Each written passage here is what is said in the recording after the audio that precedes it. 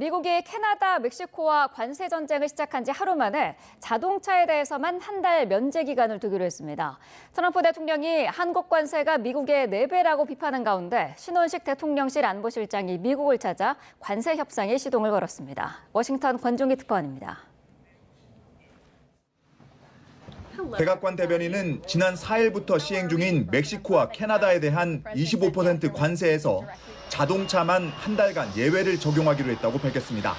멕시코와 캐나다를 배려해서가 아니라 미국 자동차 업계를 보호하기 위한 조치란 점을 명확히 했습니다.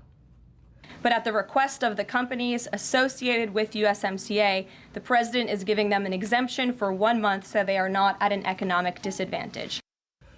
트럼프 대통령은 자동차를 뺀 나머지 품목에 대한 관세 부과는 강행하겠다는 뜻을 밝혔습니다. 트리도 캐나다 총리와 50분간 긴 통화를 했지만 펜타닐 마약 유입 문제를 해결하기 위한 노력이 충분하지 않다고 지적했습니다. The governor, Justin Trudeau, as he calls him of Canada, and he said that he was not pleased, as you said. He said it's not good enough. He told Prime Minister Justin Trudeau that directly. 트럼프 대통령은 트리도가 캐나다 총선이 언젠지 명확히 말하지 않았다며 관세 이슈를 이용해 정권을 유지하려는 속셈인 것 같다고 주장하기도 했습니다. 전날 의회 연설에서 트럼프가 한국의 대미 관세는 미국의 4배라고 주장한 가운데 마침 신원식 대통령실 안보실장이 미국을 찾았습니다. 한미 간 관세는 제로에 가까운 만큼 오해를 풀 필요가 있다며 좋은 결말이 있을 거라고 말했습니다. 또 관세와 주한미군을 연관지은 트럼프가 방위비 인상을 요구하지 않을지 질문에는 원만하게 잘 풀겠다고 답했습니다. 신원식 안보실장은 백악관 안보보좌관을 만나 미국의 해군력 증강을 위해 필요한 조선 분야 협력도 논의할 계획이라고 밝혔습니다. 워싱턴에서 YTN 권중기입니다. 네, 한국의 평균 관세가 미국보다 4배 높다는 트럼프 대통령의 주장에 대해 정부는 한미 FTA로 사실상 관세율이 0% 수준이라고 반박했습니다. 관세 부과를 정당화하기 위한 발언이라는 분석이 나오는 가운데 혼란은 잦아들지 않고 있습니다. 박기환 기자가 보도합니다. 인도와 중국 등 주요 무역 적자국의 높은 관세율을 지적하던 트럼프 대통령. 한국을 많은 방식으로 도와주는데도 미국산 제품에 높은 관세를 부과하고 있다고 주장합니다. It's very unfair. India charges us auto tariffs higher than 100%. China's average tariff on our products is twice what we charge them, and South Korea's average tariff is 4 times higher.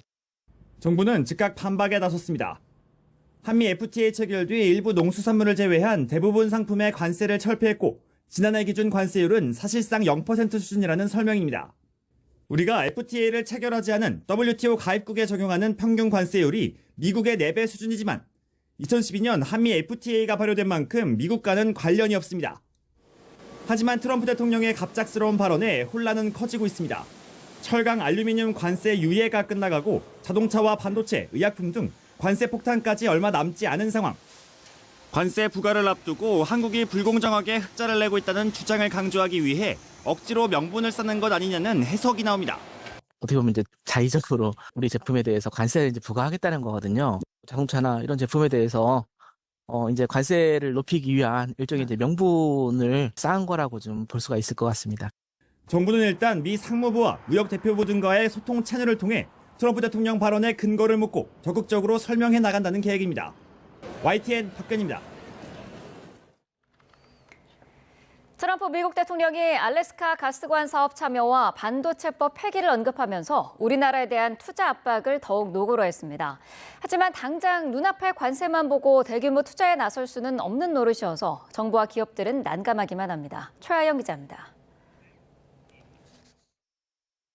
My administration is also working on a gigantic natural gas pipeline in Alaska, among the largest in the world, where Japan, South Korea, and other nations want to be our partner with investments of trillions of dollars each. 트럼프 대통령이 언급한 알래스카 가스관 사업은 알래스카 북부의 천연가스를 남부로 나른 뒤 액화에 수출하는 사업입니다.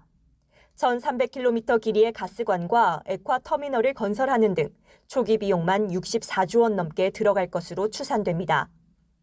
트럼프 대통령이 공들이는 사업인 만큼 우리 정부는 관세 대응 카드의 하나로 사업 참여를 검토해왔습니다. 이를 위해 이제 막 미국과 실무 협의체를 구성했는데 트럼프 대통령이 기정사실로 하면서 정부도 난감해졌습니다. 일찍이 엑손모빌 등 대형 석유사들이 개발 어려움과 사업성 문제로 손을 뗀 데다가 우리가 투자 대신 무엇을 얻을 수 있을지 손익 계산기도 두드려봐야 하기 때문입니다. 에너지 수입선을 좀 다변화해야 되고 에너지 해외 투자를 좀 늘린다는 측면에서는 후기 개발 비용이 매우 크고요. 수익성을 확보하는 데는 매우 오랜 시간이 소요가 됩니다. 트럼프 대통령의 반도체법 폐기 발언 역시 결국은 보조금 축소 혹은 투자 압박용으로 읽힙니다.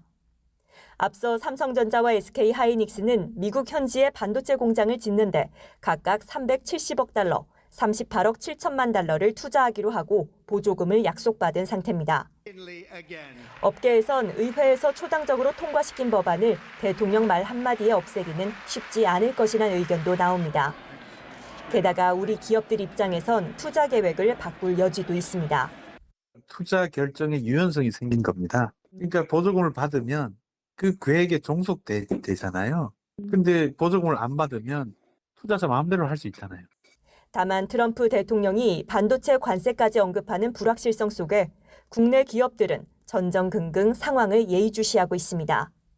YTN 최아영입니다.